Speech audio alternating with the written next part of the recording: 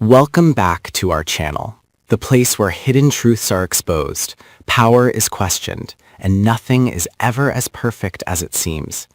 Here, we don't just tell stories, we unravel the secrets beneath them.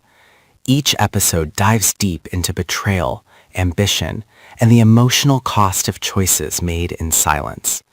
If you're drawn to dark drama, psychological tension, and characters pushed to their breaking point, you're in the right place.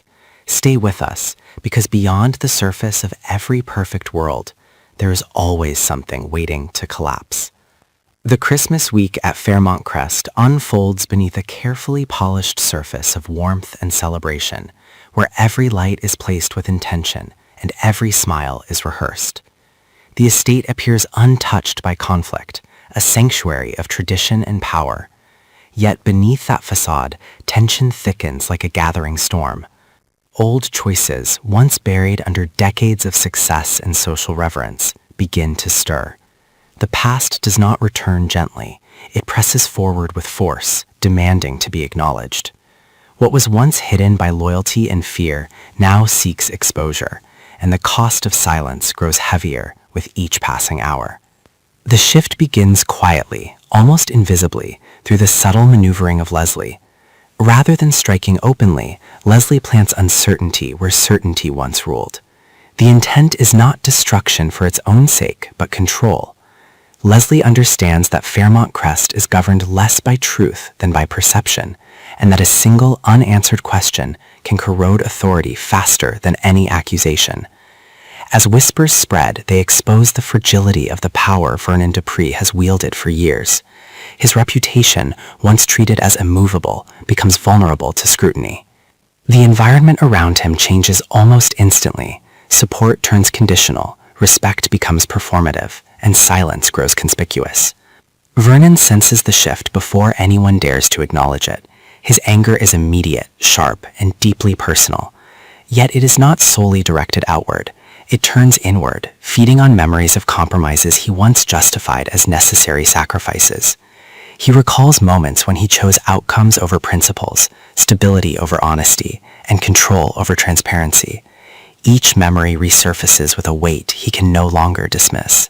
The rage he feels is inseparable from fear of exposure, fear of irrelevance, and fear that his entire legacy may rest on foundations far weaker than he allowed himself to believe. The more he attempts to maintain authority, the clearer it becomes that authority is slipping beyond his grasp. Anita stands at the center of this unraveling, forced into a reckoning she neither sought nor expected. Her initial instinct is denial, not out of ignorance but survival. The life she has lived, the identity she has cultivated, and the sacrifices she has made are all tied to the man Vernon represents. As doubts surface, she experiences an internal fracture between loyalty and self-respect, between love and truth. Anger simmers beneath her composure, directed not only at Vernon but at herself for overlooking signs she now cannot ignore. The realization that her silence may have enabled deception becomes unbearable. Each unanswered question deepens her sense of betrayal, transforming sorrow into resolve. Nicole's world destabilizes from a different angle, yet with equal intensity. A connection to her past reemerges, forcing her to confront truths she believed were settled. The timing feels cruel, almost orchestrated, and it intensifies her suspicion toward everyone around her. She begins to question the narratives she was raised to accept, the family dynamics she once trusted, and the version of herself she constructed to survive within them. Her anger is fragmented, directed at those who withheld the truth, at herself for accepting half-answers, and at a system that prioritized image over emotional integrity. The pressure isolates her, turning familiar relationships into sources of doubt rather than comfort. As the family dynamics fracture, what once passed for unity reveals itself as proximity with understanding. Private tensions escalate into unspoken confrontations. Acts of kindness are reinterpreted as manipulation. Loyalty becomes transactional. The holiday, traditionally reserved for reconciliation, transforms into a measure of endurance. Each individual becomes hyper-aware of their vulnerability, calculating what they might lose if the truth fully emerges. The atmosphere grows suffocating, and the sense of inevitability intensifies. The exposure of Vernon's connection to Sharon serves as the breaking point. The revelation does not arrive as a sudden shock, but as a confirmation of long-suppressed fears. It strips away plausible deniability and leaves only consequence in its wake. Vernon's anger collapses into desperation as he realizes that the narrative is no longer his to control.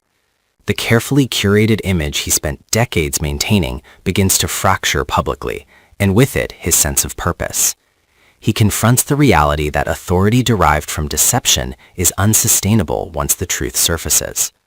For Anita, the revelation marks a transformation. The internal conflict she has resisted becomes impossible to ignore. Anger replaces hesitation, sharpening her clarity.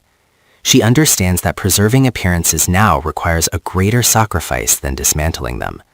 The decision she contemplates carries irreversible consequences, not only for Vernon, but for herself and the entire family.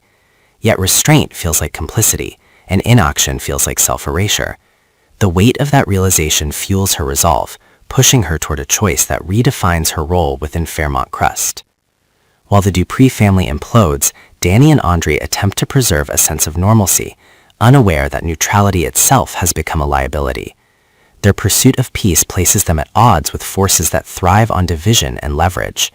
Danny begins to recognize that detachment offers no protection in an environment built on power struggles.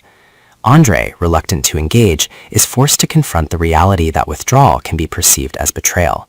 Their relationship becomes strained under the pressure, as survival instincts override emotional security. Jacob observes the chaos with a calculated unease. He understands the mechanics of Fairmont Crest more intimately than most, recognizing patterns others overlook. His anger is tempered by strategy, driven by the knowledge that systems like this demand sacrifice to sustain themselves. He becomes increasingly aware that someone will be positioned as expendable, and that proximity to power offers no immunity. Torn between loyalty and pragmatism, Jacob wrestles with the possibility that protecting the family may require decisions that compromise his own values. Winterfest arrives amid this escalating tension, presenting itself as a celebration while functioning as a final test of control. The spectacle masks instability but cannot contain it. The weight of suppressed conflict presses against the illusion of unity. When Anita makes her decisive move, the effect is immediate and far-reaching. Her action is not impulsive. It is the culmination of restrained fury and moral exhaustion. It signals a refusal to preserve a system built on deception, regardless of the personal cost. The aftermath spreads rapidly. Relationships fracture under the strain of mistrust. Alliances dissolve as individuals prioritize self-preservation. The authority that once defined Fairmont Crest erodes, leaving uncertainty in its place. Each character is forced to confront the consequences of their choices, recognizing that no outcome offers safety without sacrifice. The anger that fueled their actions now gives way to a deeper reckoning as the illusion of control is replaced by accountability. By the end of the week, Fairmont Crest stands transformed, not physically but fundamentally. The environment that once rewarded silence now demands confrontation. The characters emerge altered, burdened by the understanding that the truth once unleashed cannot be contained. What remains is not resolution, but momentum, a sense that the collapse has only begun, and that the decisions made in anger will continue to shape their fates long after the holiday lights are extinguished.